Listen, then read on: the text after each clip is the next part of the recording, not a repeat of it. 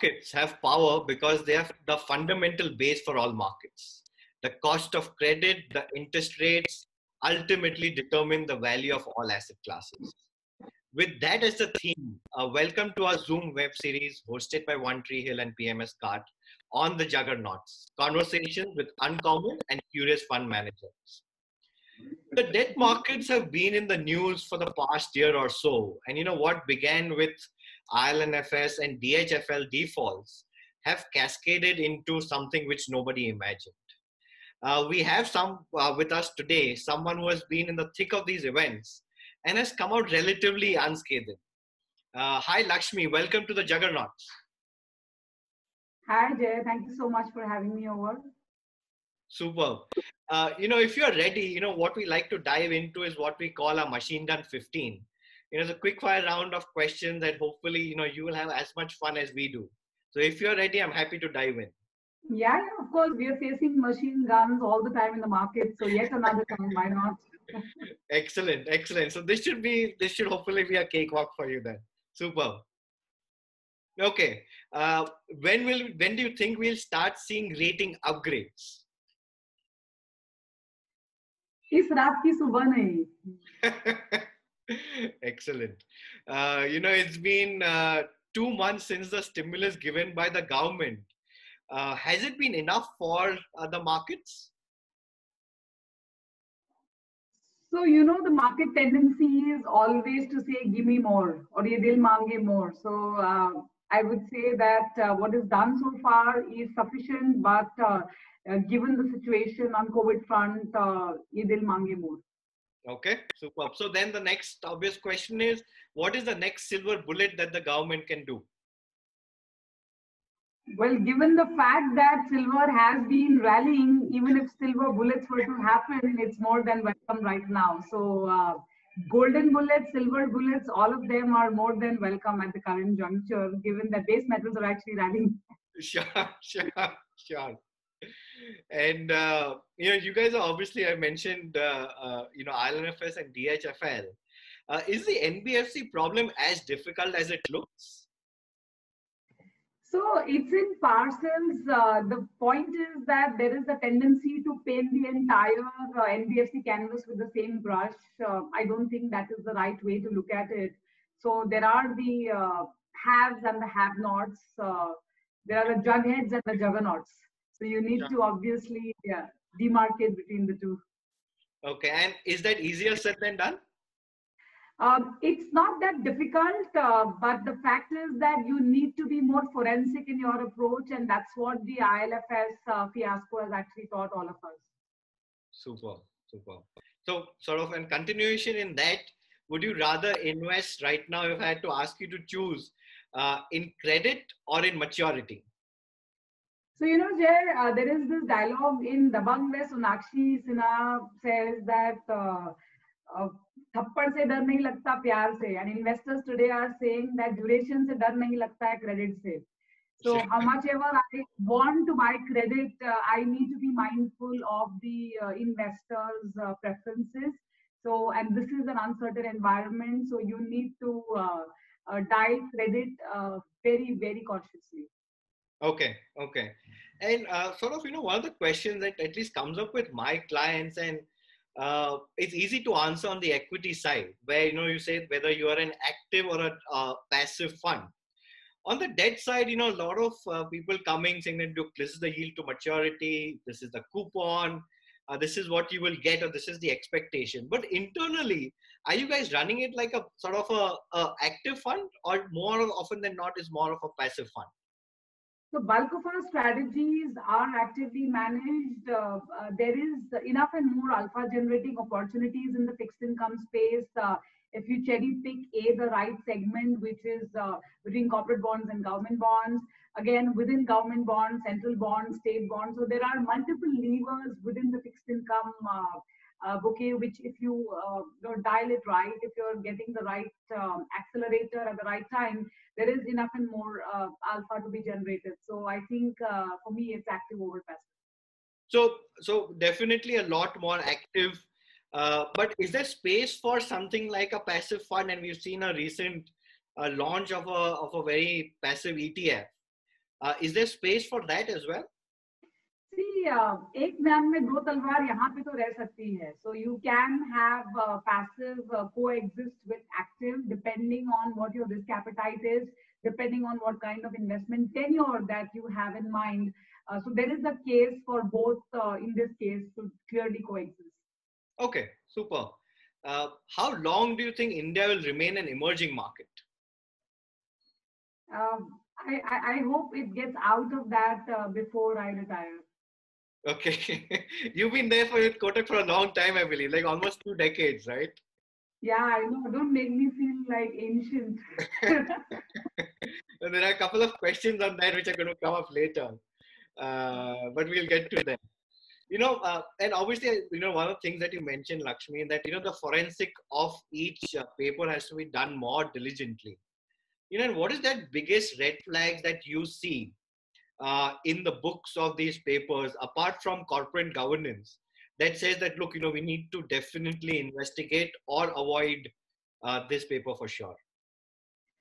See, I think apart from corporate governance, which has become a very underlying theme in most of such investments, I think it's leverage. There is a very thin line of differentiation between conviction and foolhardiness.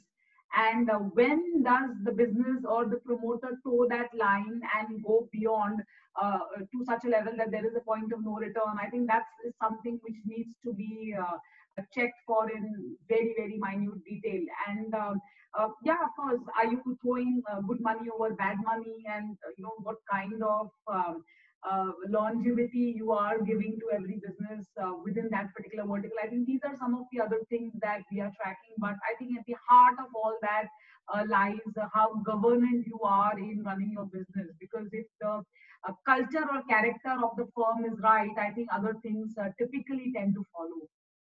Got it. And sort of, on leverage, which balance sheet do you think is the most stretched? The government, the corporate, or the individual?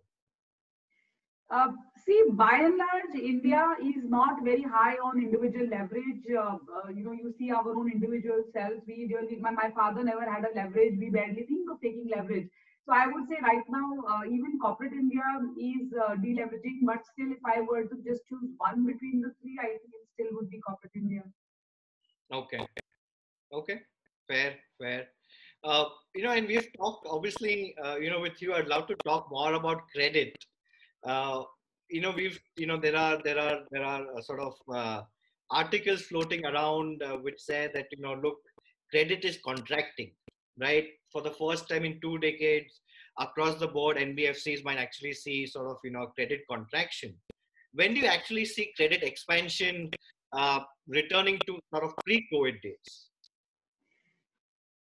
See, today the world is very uncertain because we are induced by a medical emergency, and all financial markets are reacting to that. So in that, the order of the day is survival. And when you're talking about survival, you can't really think about immediate growth. So I think it would probably need to see some medical stability to emerge before you actually start seeing that like of credit growth. Of course, the ease with which the funding is available, there's a tsunami of liquidity. Everywhere you see there's money sloshing over. It's raining money, I would say. Sure. But that is one of the necessary conditions, but it's not a sufficient condition to see the credit growth. Okay. So would you rather work in a regime run by the Fed or the RBI?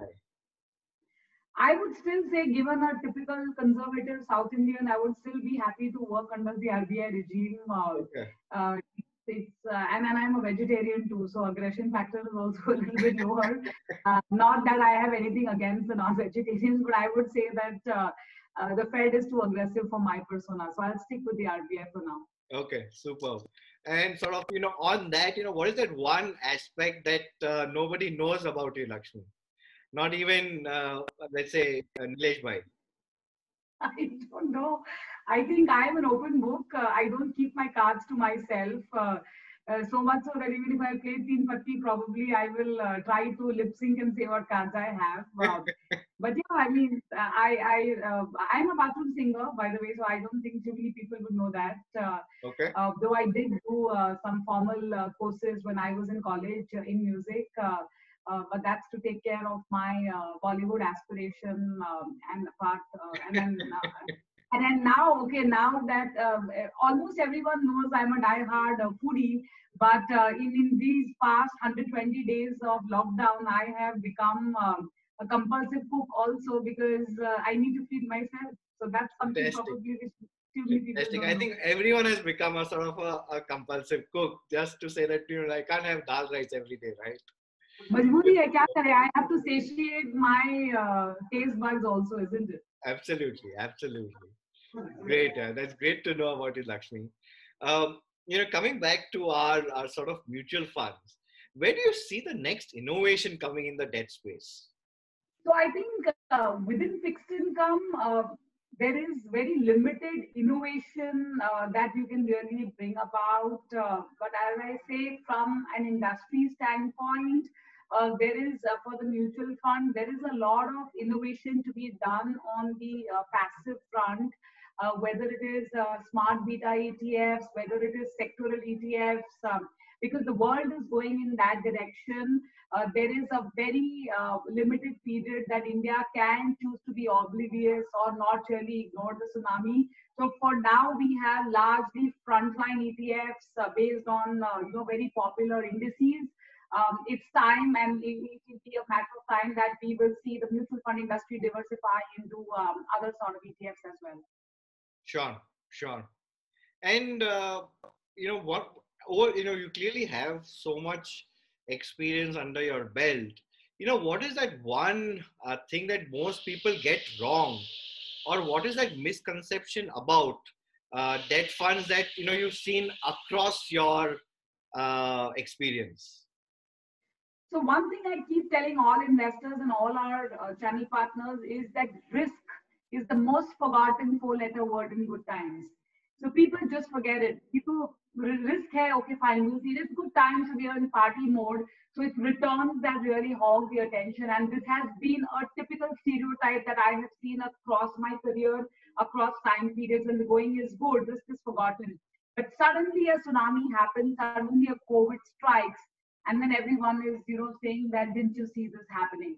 So I Sure. think that is something which I have noticed as something which is taken for granted in good times, which according to me should be a non-negotiable when you are investing in debt funds.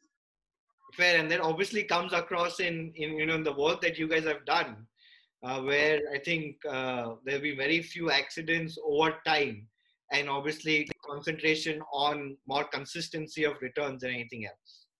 Great.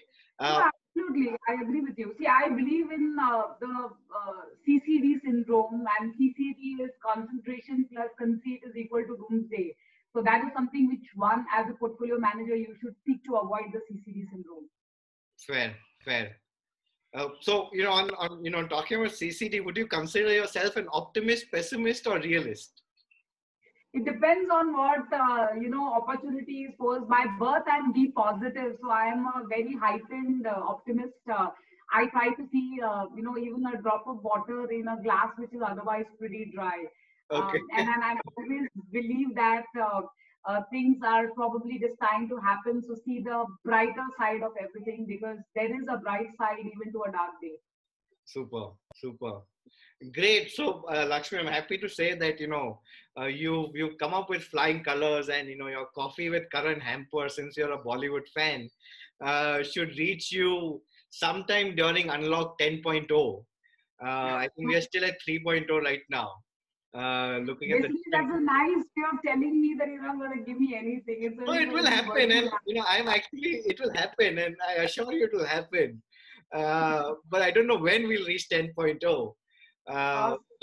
But where do you think sort of we are headed with these unlocks and lockdowns? We are talking about now.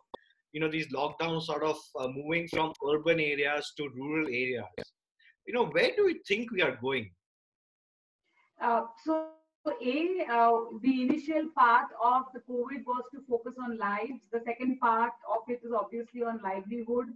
So therefore, it was imperative that the lockdown actually morphs itself into an unlock scenario. And the sooner we do that, I think it is going to be in all our interests, because, as I said, we have jobs to protect.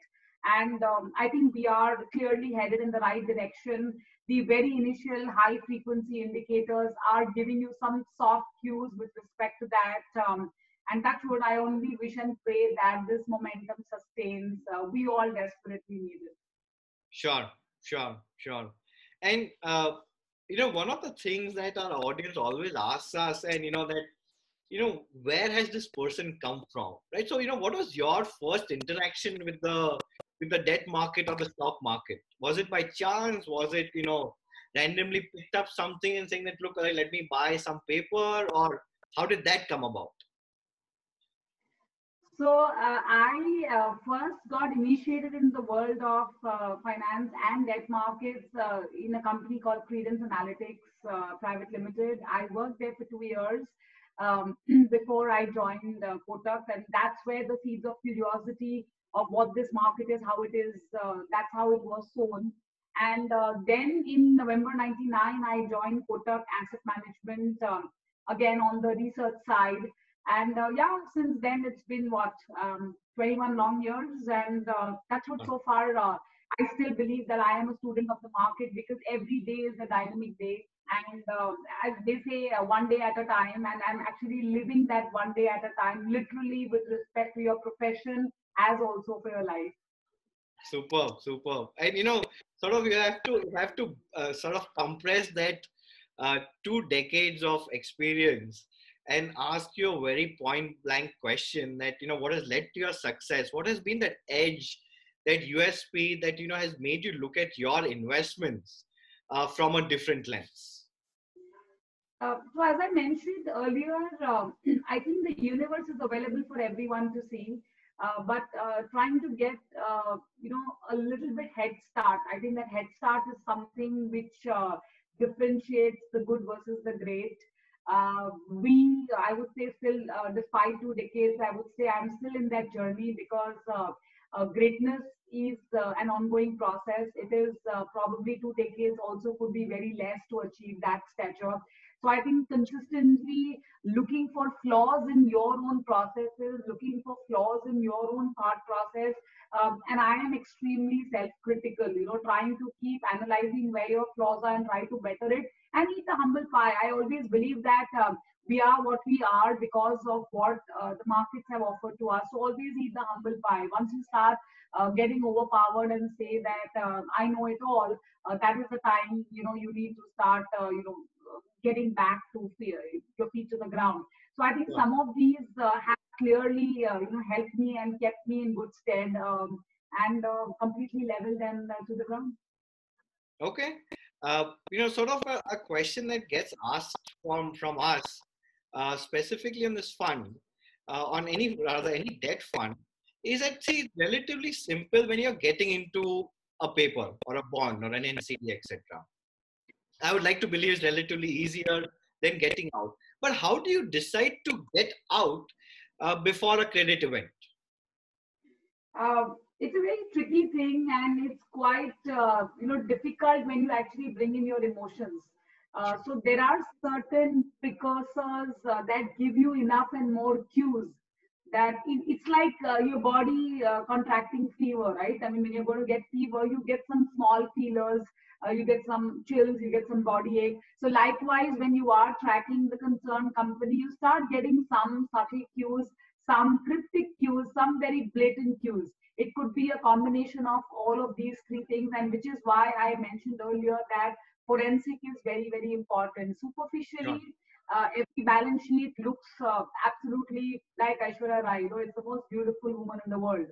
But once you actually start dissecting and doing a slice and dice, so I think you get enough and more cues with respect to each of these, whether it's at the promoter level, whether it's at the balance sheet level, or whether it's at the P&L level. I think it's an ongoing process.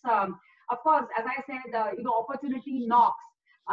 Likewise, cues are available. If you are able to dissect it pretty much ahead of your peers, I think that's when, as I said, the head start really comes handy in your case. That's fair. And a lot of the equity fund managers, and I keep coming back to equity, makes it for a very different comparison. generally follow a sort of a buffet philosophy or a Ben Graham philosophy. Is there someone in the debt field that you recommend people follow, like a Bill Gross or anybody else, who has reached probably their stature where, they're coming out with information, there's a philosophy, and sort of improve their skill of picking or analyzing a portfolio? See, I think globally, the way debt is managed is, in the sense, globally, every day, some credit defaulting is very common, because if you see high yield funds, for example, the holdings are ranging from 100, 150 to maybe north of 300, 400. In India, we don't really have those kind of, developed corporate bond markets or capital markets to see such a huge tail of 400, 500 names. So to strictly aid any particular style or to really follow any particular style globally on both fronts is quite difficult. But I think what's very, very important for us as money managers is to follow global cues, no doubt, and try to marry global cues with the domestic cues. And they give you enough and more fodder for thought to be able to construct your portfolio and manage it. But whatever be the case, I think agility is the name of the game for a bond fund manager. Okay, super. You mentioned the word which is your sort of, controlling your emotions and sort of your emotional quotient. Clearly, these times have been difficult for a lot of people across funds, across asset classes, etc. At one point, it looked like, debt was a 0-1 game. On one side, you had everything which was AAA and everything else was sort of junk. How does one control the emotional quotient? Whether it's for clients, whether it's for fund managers, whether it's for your channel partners, how do you keep this under control? So as I mentioned earlier, also it's extremely important to keep this emotional quotient out of the way when you are making investments. And I'll give you a classic case in point in the very recent episode where we saw, a fund actually wind down a few of its schemes, and the resultant chaos that ensured in the bond markets, specifically on the credit side. Once the storm has settled, now you would see what is really happening, and then the investors say, "Oh, you have the benefit of hindsight." But when at that point in time you make that statement, it actually falls into deaf ears. So I think emotion is the biggest enemy of an investor. Emotion is the biggest enemy of a portfolio manager. You might be emotional when it comes to your family, but when it comes to investment, you need to be absolutely, clear. You need to be absolutely, forensic, and more importantly, objective about what you're doing. If a doctor has given you a course 3 times a day for 7 days, on the third day, if you're fit and fine, do you stop consuming your medicine? Sure. Medically, it is proven that you are supposed to complete your course if you want that bacteria or virus to be killed permanently. But Right. because we feel good, we really stop that. And I think that is the biggest malady which is ailing investors when it comes to making investment decisions too. Fair enough. You also mentioned some of the AMCs winding down some of their funds. And one particular category, if I could sort of, talk a bit more on that, was the credit risk funds, right? Is there still an appetite for this segment, you feel? Or is it just misunderstood? Is there an opportunity in this category, Jay? I would say, sky is the ceiling for this opportunity.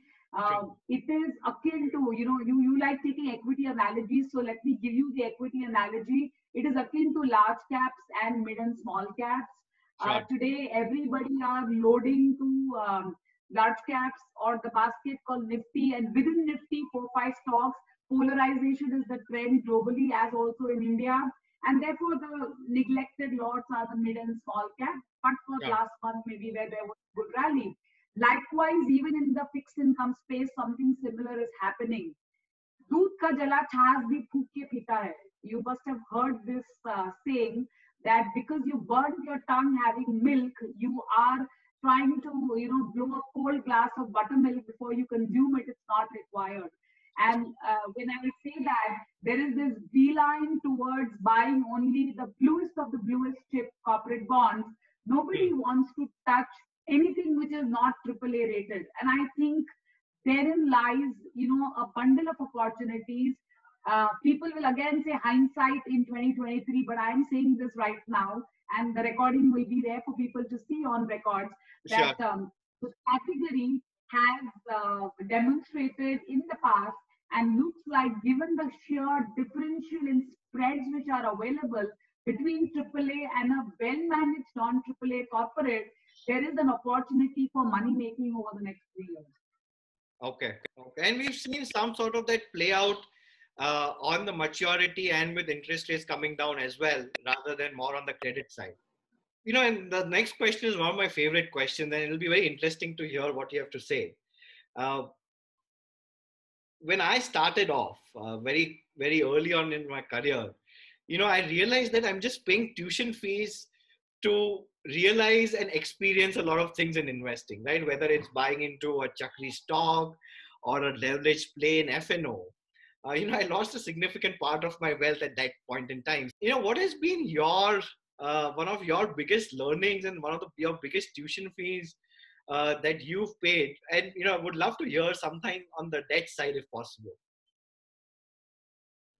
Of course, I think, I did mention to you during our course of chat that I'm still a student of the market. And as a student, there is no free learning. So you have to pay tuition fees. Of course, over years, because of you being an experienced student, your market as a teacher is quoting you less fees. But otherwise, in earlier days, fees used to be a bit more steeper. That's the only small differentiator, but you continue to pay fees. And I think I would say that because of the dynamic nature of the markets, whether it's equity markets or the bond markets, in these kind of uncertain scenario, the cost of doing business in the right manner is going to be clearly watched for. And whether it's, as I said, there is no escape whether you are a bond market participant or an equity market participant. Guru Dakshina to forever dena hi padega agar Guru market hai to, no doubt about it. Excellent, excellent. And sort of, on tuition fees, one thing I would have hoped to see, in this market is that in the last 4 or 5 years, we've seen the equity space take off on the portfolio management side because they might be giving a different sort of slice of risk return. I know you're from the mutual fund side, but why has the debt space on the PMS side or an alternate space sort of not taken off? A couple of reasons for that. In India, typically the mentality is that equity is risk money and debt money is the bank FD kind of money. So I hate to see volatility. I hate to see losses in this kind of a portfolio. And the moment you talk about the PMS space, you are actually venturing into a slightly higher yielding assets, which come with implied extra amount of risk. How much is the investment fraternity geared towards that? It's not a very significant chunk of that, fraternity. People are very happy, putting money in a tech index in 2000 and not even recovering capital in 2010. They're very happy doing that because they say that, oh, it's equity. The moment it comes into fixed income, people give you money for 3 years. Okay, mark my words, people give you money for 3 years, and within 3 days, if they see an NAV loss, they start palpitating. So I think it's about the mindset, about the risk associated with the asset class. And there is a slow but a steady beginning to grow the PMS in the fixed income space, but I don't think the current market is very conducive to take that kind of risk. Okay, super. Lakshmi, we are almost at the end of this. I can definitely say it's been one of my very different conversations. You're probably you are the first debt manager who's come here. And, what we sort of try to end it with is that, if you had to compress your 22 years of experience and say a couple of things to a new debt manager, right? We have a lot of AMCs in India. I'm pretty sure all of them have different years of experience managing. What would you be telling them right now? So first thing in typical Bollywood style, I would tell him or her, जो डर गया वो मर गया, क्योंकि डर के आगे जीत है. So firstly, don't get intimidated because the markets are known, have been known, and continue will to pose challenges at you. Take each challenge, and ultimately we have to behave like khatron ke khiladi and not really shy away from the challenges. For me, as I said, I love the adrenaline rush of the markets, and that is the reason I am where I am today. And I have seen 11% on the 10-year bond when I joined as part of the bond market. I have seen in my career 4% on the 10-year bond in India. So I've seen pretty much the range of 7%. And I think for the foreseeable future, India may move in this kind of a band. But within that, reinvent yourself, and each day is a new day. So just have fun. Fantastic. Thank you so much for your time, Lakshmi. Here's wishing you and your team and Kotak Asset Management, the next 6 months of 2020, a fantastic future, lots of MTM profits, lower interest rates, lower defaults, and all the best for the future. Thanks so much, Jay. I think we desperately need those wishes. Thank you so much, and you too take care and stay safe. Thank you so much, Lakshmi. See you soon. Bye. Yeah, bye. See you.